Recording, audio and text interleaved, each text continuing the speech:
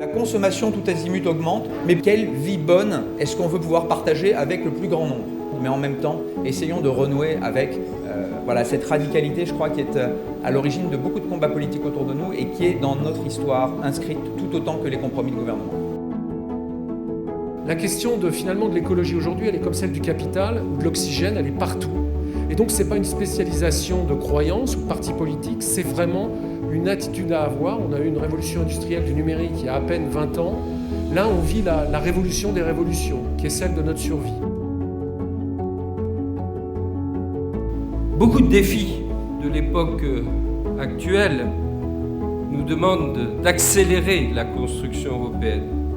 Jean-Christophe Cambadélis parlait du défi climatique, économique, biologique, numérique dans ses différentes tribunes. Cessons de penser que l'Europe sera française.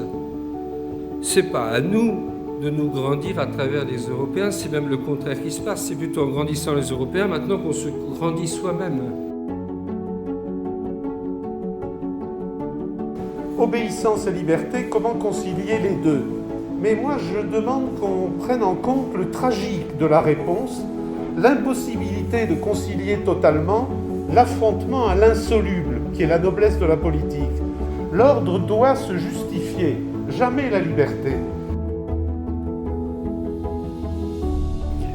La 4e révolution industrielle dont on commence à parler devra donc inventer de nouvelles activités plus économes en énergie, mais également de nouvelles énergies, de nouvelles infrastructures, etc.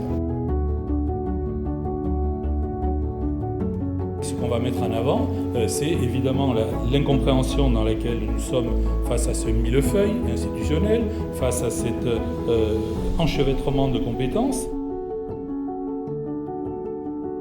En France, c'est quand même incroyable le nombre de gens qui vivent grâce au théâtre. Les restaurants, les bars, les transports, les taxis, il y a énormément de métiers qui vivent grâce à la culture.